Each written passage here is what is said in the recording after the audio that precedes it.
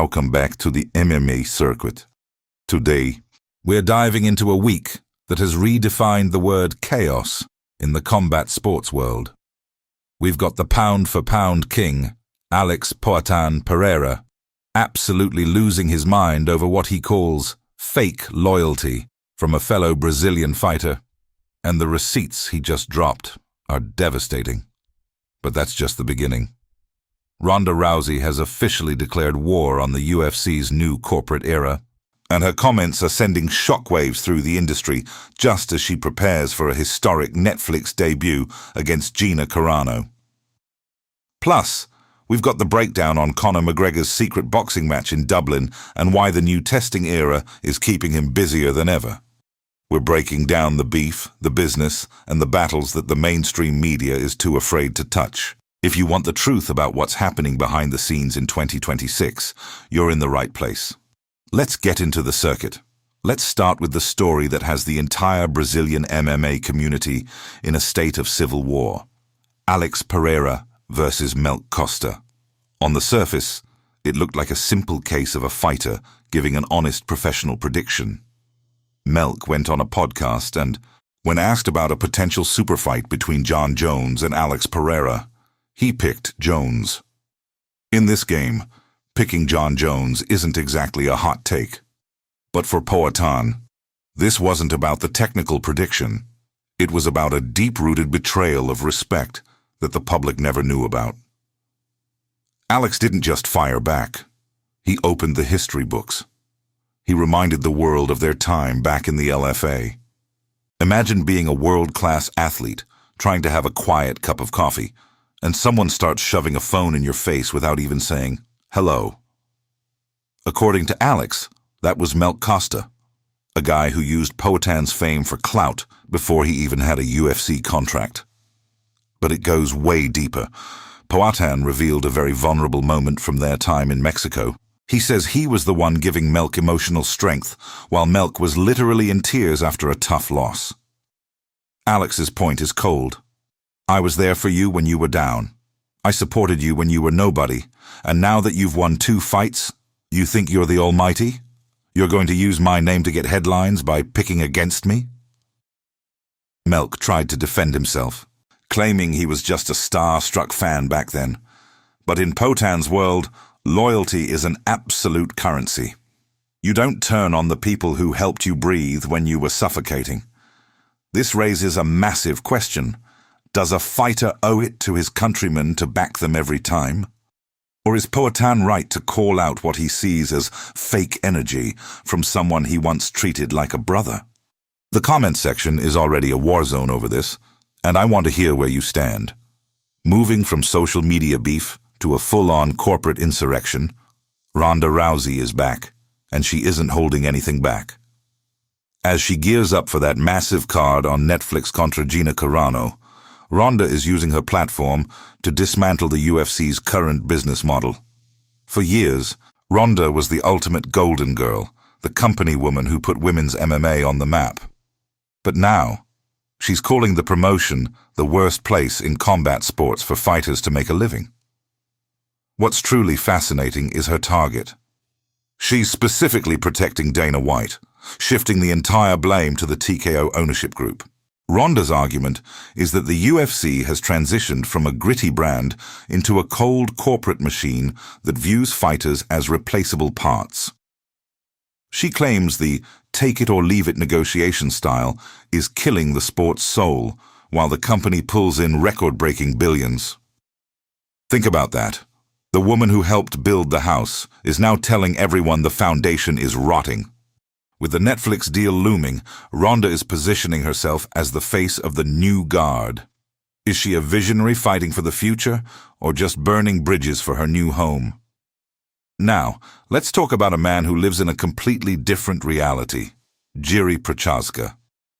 Jiri is headed to Miami for UFC 327 to face Carlos Ulberg. But there's a massive personal variable here. Jiri's partner is due to give birth to their daughter literally the same week as the fight. In a world where most fighters would be understandably distracted, Jiri's response was pure samurai code. He told the media that he has his mission, and she has hers. No excuses, no hesitation. For Jiri, this isn't just a fight. It's a spiritual obligation to reclaim the belt. He's not just fighting Ulberg. He's fighting for the financial legacy of that newborn child.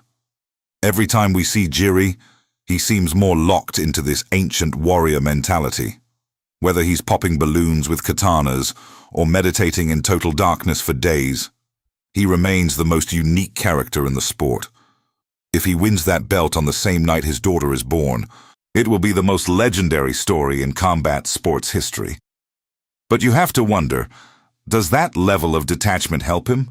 Or is the pressure of fatherhood going to play a role when the lights get bright in Miami? And of course, we have to talk about the notorious one. Conor McGregor made headlines again this week. Footage surfaced of Conor competing in a surprise exhibition boxing match in Dublin. Seeing him back in that setting was a massive nostalgia trip for fans. Even though he wasn't going 100%, the Mac looked fast, his timing was sharp, and most importantly, he looked like a man who genuinely misses the heat of competition. But the real story isn't the boxing, it's the paperwork. Every single week, the testing results are released, and Conor McGregor is at the top of the list. He is currently the most tested athlete in the entire promotion. This tells us two things. First, the UFC is making absolutely sure his return is beyond reproach, and second, Conor is actually staying disciplined. The rumors for a 2026 return are reaching a fever pitch. All signs, from the training to the constant testing, point to one final run. He's looking massive, and the hunger seems to have returned. But can he actually compete with the Sharks in the top 5 after such a long layoff? Or is this just the final act looking for one last payday? But we have to pull back the curtain on the darker side of the sport.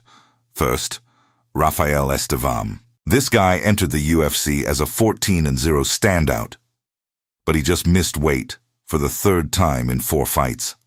In this game, your body is your contract. Missing weight is a sign of unprofessionalism that the higher-ups rarely forgive. Estevam is now forfeiting 20% of his purse, and his future on the roster is looking thinner than his weight cut. And then there's the case of Bruna Brazil. Imagine dedicating your entire life to the octagon, only to find out you've been fired through an Instagram comment. No phone call, no email, just a random fan comment saying, UFC removed you from the roster. Bruna had to find out her career was over while scrolling through social media. This highlights exactly key Ronda Rousey was warning us about. The UFC is moving at a lightning pace, and they aren't looking back. As they clear out the roster for cheaper talent, veteran fighters are being dropped with zero ceremony.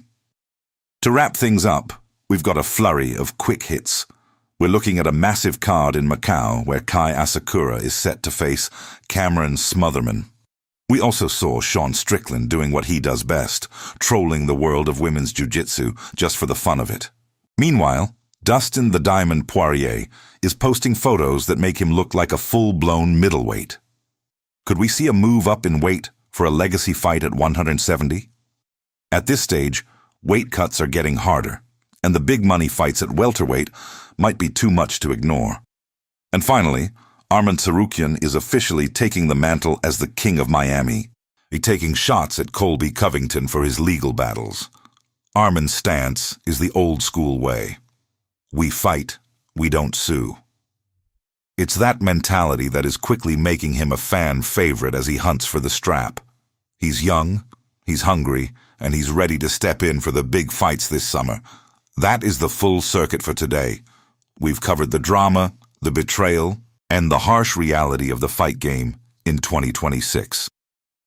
If you appreciate this deep dive and want to stay updated on everything MMA, hit that subscribe button, smash the like button, and turn on those notifications so you never miss a breakdown.